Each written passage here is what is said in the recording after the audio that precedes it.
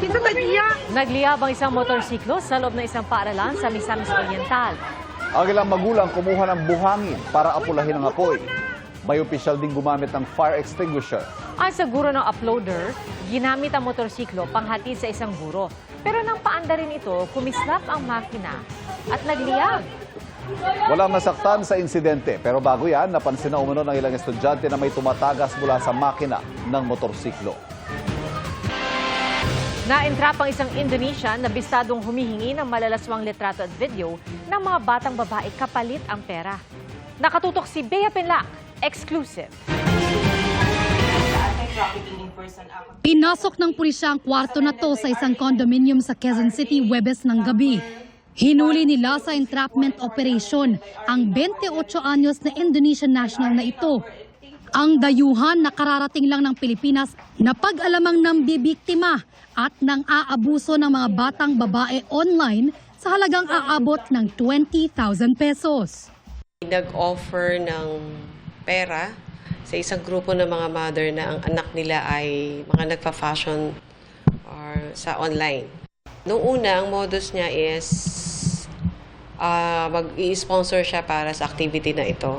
Then later, manghihingi na siya ng ibang mga services na kung saan magbibigay din siya ng mas malaking amount. Isa sa mga nanay sa grupo ang nagsumbong sa pulis matapos maalarma sa umano'y extra service na hinihingi ng suspect sa kanyang 8 taong gulang na anak. Ang sinasabi niya, natatakot na siya sa sinasabi niyang service na ino-offer kapalit ng pera.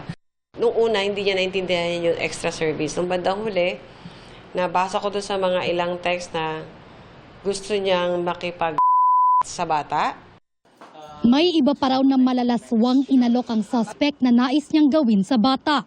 Humihingi rin daw ito ng mga litrato at video ng bata na nakabikini o kaya'y walang saplot. Pero giit ng suspect, may kasunduan na sila ng nanay ng biktima kaya siya pumunta ng Pilipinas. For me, it was a scam because we already agree some stuff. They promised me to do something. I transferred the money, and they didn't deliver.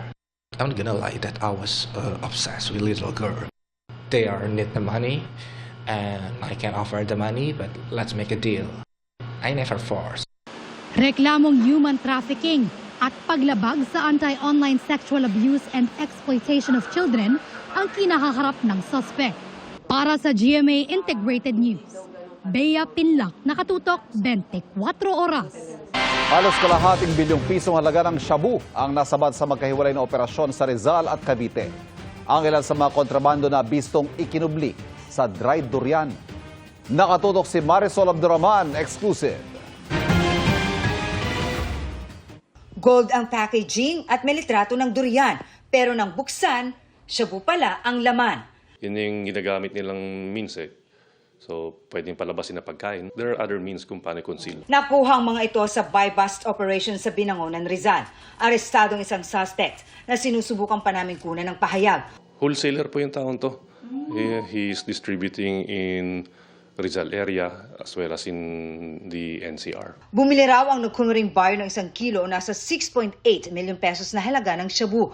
Pero abot sa 40 kilo o 272 million pesos na halaga ang nakuha niya. Ayon sa PDEA, galing sa Myanmar ang mga ito. Yan po yung ginagawa natin backtracking ngayon kung paano nailusot sa atin. No? Okay. So most likely, one of the possibilities could be through our seaports. Sa isa pang buy-bust operation sa Cavite, sa mga transparent na plastic naman nakalagay ang mga nakuhang shabu. Ang bentahan, nangyari raw sa isang pampublikong lugar. Along this fast food chain sa may parking lot, dealers use other means para makapagbenta. So, kaya siguro din nila doon, tingin niya baka safe yung area. 32 kilos ng shabu na nasa halos 218 million pesos ang halaga ang nakuha sa suspect. Na ayon sa PDEA, may warrant of arrest para sa kasong reckless imprudence resulting in damage to property. Are you Chinese? Yes. Okay. Is it true that you're selling drugs? No. So where did the 32 kilos shabu come? You can check all my bank account. Bagamat magkaiba ng packaging, patuloy ang isinasagawang profiling ng PDEA para matukoy kung iisa lang ang source ng mga shabu na nakuha sa magkahiwalay na operasyon sa Rizal at Cavite. Para sa GMA Integrated News, Marisol Abduraman, nakatuto 24 oras. May nilutong Guinness World Record ang mga taga-Malabon kahapon, tampok ang kanilang pambatong pansit. Ilang mangkok kaya ang kanilang naihilera para masungkit ang titulong World's Longest Line of Bowls of Noodles. Kuya Kim, ano na?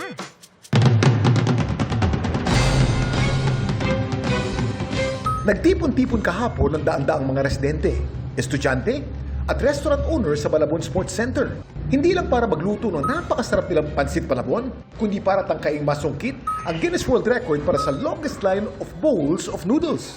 Ang record to beat, hawak ng Yunnan, China na may 3,988 bowls noong 2019. Makakapagtala kaya ng bagong world record ng mga taga-Malabon?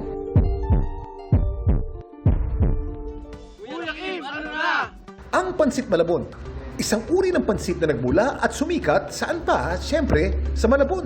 Dahil sagana sa seafood ang lungsod, ang pinangsahog nila dito, talaba, tahong, hipon, pusit at smoked bangus.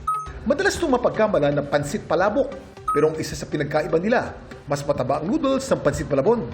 Samantala, matapos ang mabusising pagsusuri ng kinatawan ng Guinness sa pinaghirapang hihain na pansit ng mga taga-Malabon, I can confirm that with 6,549